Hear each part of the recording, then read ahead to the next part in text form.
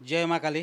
প্ৰথমতে মই সমূহ অসমবাসী ৰাইজলৈ আৰু নিউজ লাইভ টাইম 8ৰ সমূহ কৰ্মকৰ্তাসকললৈ আজি দীপাৱলী আৰু কালী পূজাৰ শুভেচ্ছা জ্ঞাপন কৰিলোঁ। দেৱী কালীৰ আশীৰ্বাদ সকলোৰে ওপৰতে থাকক, সকলোৱে শান্তিতে থাকক, সকলোৰে মংগল হওক। কিন্তু কথাষাৰ হ'ল, আজি কালী পূজা বা দীপাৱলী কৰাৰ নিচিনা আমাৰ যোনটো অন্তৰৰ এটা উৎসাহ উদ্দীপনা থাকে দিয়ক, প্ৰতি বছৰে থাকে, কিন্তু এইবাৰ তেনেকুৱা নাই। কাৰণ আমাৰ হিয়াৰ আমঠু জুবিন গাৰ্গ ডাঙৰীয়াৰ যি অকাল মৃত্যু, আমি সকলোৱে মৰ্মাহত হৈছোঁ। আজিলৈকে কোনো ঠিক স্বাভাৱিক কাম কাজ কৰিব পৰা নাই। কিন্তু আমাৰ পৰৱৰ্তী পুৰুষে যাতে আগবাঢ়ে, আমাৰ পৰৱৰ্তী প্ৰজন্মে যাতে আমাৰ ৰিচুৱেলখিনি জানে বা মানি লয়, কিবা এটা নিয়ম কানুন হ'লেও কৰিব লাগিব। সেই হিচাপে আমিও আমাৰ ৰত্নকুবেৰৰ দশম মহাবিদ্যা মন্দিৰত চাকি বন্তি আদি জ্বলাইছোঁ আৰু ৰাতি দেৱী কালীৰ পূজা পাতল সৰু সুৰাকৈ হ'লেও কৰিব লাগিব, কৰিম। দেশৰ বিভিন্ন প্ৰান্তৰ পৰা লোকসকলে আমাৰ ৰত্নকুবেৰলৈ আহে, দশম মহা মন্দিৰত পূজা পাতল তেখেতে কৰে বা চোৱা চিতাও কৰে, আৰু তেনেকুৱাকৈ গৈ আছে। আৰু আচল কথাটো হৈছে, আজি কালী পূজাৰ দিনা প্ৰথমতে আপুনি ৰাতি 11:44 পৰা একেবাৰে 12:31 AM মহা নিশীত কালী পূজা চলি থাকিব। আৰু ইতিমধ্যে কালী পূজাৰ অমাৱস্যা আৰম্ভণি হৈ গৈছে। অমাৱস্যা লাগিলে যে আপুনি কালী পূজা কৰিব লাগিব সেয়া নহয়। আচলতে মহানিশি একেবাৰে ৰাতি কালী পূজা কৰা হয়।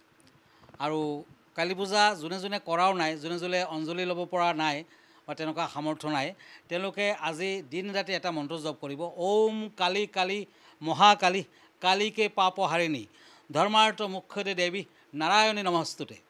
এই মন্ত্ৰষাৰ আপুনি মাতি থাকিব। ইয়াৰ বাহিৰেও ওম ক্লিং ক্লিং ৰিং ৰিং ক্লিং ক্লিং ৰিং ৰিং সাহা, এই মন্ত্ৰটো আপুনি ৰাতি একেবাৰে নিশা কালত মাতি থাকক, নিশ্চয় দেৱী কালীৰ আশীৰ্বাদ পাব। আৰু সকলোৱে গোটেই দিনটো লঘোণত থাকক।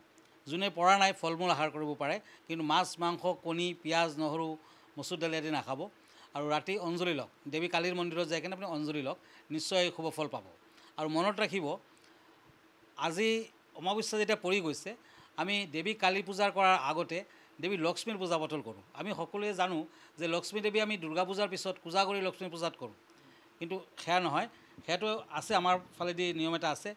বঙাল বা আপোনাৰ এইফালেদি অসম বেংগলতো বাঙালীসকলে কৰে বা আমি অসমবাসীও ইয়াতে কৰোঁ। কিন্তু নৰ্থ ইণ্ডিয়ানসকলে, চাউথ ইণ্ডিয়ানসকলে কিন্তু কালী পূজাৰ সময়ত দেৱী লক্ষ্মীৰ পূজা পাতল কৰে। কাৰণ সমুদ্ৰ মন্থনৰ সময়ত ঠিক এনেকুৱা সময়তে দেৱী লক্ষ্মীয়ে সোণৰ কললৈ পৃথিৱীলৈ আহিছিলে। পদুম ফুলৰ ওপৰত তেখেতে পদ্মাসনত বহিছিলে। গতিকে আজি দেৱী লক্ষ্মীৰ পূজা পাতল কৰক। কিন্তু লক্ষ্মী দেৱীৰ পূজা পাতল কৰাৰ আগতে প্ৰথমতে লক্ষ্মীৰ বায়েক অলক্ষ্মীৰ পূজা কৰক। হয়, অলক্ষ্মীক যদি আপোনাৰ ঘৰত বসতি লয়, তেতিয়া কিন্তু আপোনাৰ সাংঘাতিক বিয়া, লক্ষ্মী কেতিয়াও নাহে, দুজনৰ শত্ৰুতা আছে। গতিকে অলক্ষ্মী দেৱী আপুনি গোবৰেৰে আৰু মাটিৰে এটা পুতলাৰ নিচিনা বনাব। তাৰ পাছত যোৱাকালি বহুতে ঝাৰু কিনিছে ধনতেৰাছৰ দিনা, যোনে যোনে ক্ৰয় কৰিব পৰা নাই আজিও কিনিব পাৰে। আৰু সেই ঝাৰুৰে আৰু দীঘলীয়া লাখুটি এডাল ল'ব, সেই দেৱী অলক্ষ্মীক পিটি পিটি আপুনি দূৰণি পথাৰলৈ লৈ যাব আৰু পুৰি পেলাব। তাৰপাছত পিছফালে ঘূৰি নাচাব, চিধা ঘৰলৈ গুচি আহিব। আহি কিনে আপুনি দেৱী লক্ষ্মীৰ প্ৰতিমা, আমাৰ এইটো আছে, নতুবা দেৱী লক্ষ্মীৰ ফটো এখন হ'লেও ঘৰখনত প্ৰতিষ্ঠা কৰক। লগতে অকণমান ধান দি ল'ব। যদি যোৱাকালি আপুনি ৰূপৰ কইন সোণৰ কইন আদি ক্ৰয় কৰিছে, নতুবা এটা কৰি হ'লেও এই ধানৰ ওপৰত ৰাখক আৰু দেৱীৰ পাঁচালি পঢ়ক।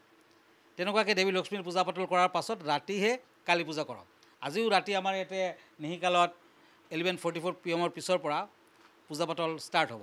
আৰু মনত ৰাখিব, এই পূজা পাতল কৰোঁতে আপুনি কিন্তু ৰঙা নতুবা অৰেঞ্জ কালাৰৰ নতুবা একেবাৰে ক'লা, যিসকলে শ্মশানত কৰে একেবাৰে ক'লা, তেনেকুৱা কাপোৰ কানি পিন্ধি আপুনি কৰিব পাৰে।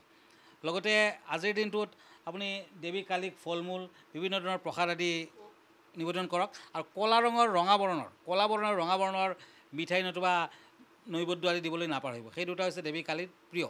আৰু জবা ফুলৰ মালা এডাল আমি ঘৰত প্ৰতিষ্ঠা কৰিছোঁ, জবা ফুলৰ মালা এডালো দেৱীক দিছোঁ, সেয়াও কৰিব লাগিব। বহুতে বলি বিধান মানে, নতুবা আপুনি কোমোৰা মিঠাই লাও আদিও আপুনি বলি বিধান কৰিব পাৰে। তেনেকুৱাকৈ যদি আপুনি বলি বিধান মানে, তেনেকুৱাকৈ আপুনি দেৱী পূজা পাতল কৰক, নিশ্চয় দেৱীৰ আশীৰ্বাদ লাভ কৰিব পাৰিব। আৰু আজি দীপাৱলী, গতিকে দীপাৱলীৰ দিনটোতো আপোনালোকে জানেই, ৰামচন্দ্ৰই যেতিয়া অযোধ্যাত উভতি আহিছিলে, তাৰমানে ৰাৱণক পৰাভূত কৰি অযোধ্যালৈ উভতি আহিছিলে, তেতিয়া লগতে সীতা আৰু লক্ষ্মণ আছিলে। তেতিয়া আনন্দত অযোধ্যাবাসীয়ে কিন্তু চাকি বন্তিৰে তেখেতক স্বাগতম জনাইছিলে, গোটেই অযোধ্যা উজ্বলাই তুলিছিলে তেখেতসকলে। কিন্তু শব্দৰ বাজি তেতিয়া নাছিলে। তেখেতলোকে আজিকালি যোনটো আমি বম বুলি কওঁ বা শব্দ বুলি কওঁ, শব্দ কিন্তু তেওঁলোকে নকৰিছিলে। কাৰণ শব্দ কৰিলে এনেও বেয়া। চাওক আজি যেনে জুবিনে কিন্তু একচুৱেলি পশু পক্ষী বা আমাৰ বনৰীয়া যিবিলাক জীৱ জন্তুক ভাল পাইছিলে, গছ গছনিক ভাল পাইছিলে, নেচাৰক ভাল পাইছিলে। গতিকে আপুনি যদি প্ৰদূষণ কৰে, তেনেকুৱা বস্তুবিলাক যদি আপুনি জ্বলাই বা প্ৰদূষণ কৰে, তেতিয়াতো বৰ বেয়া।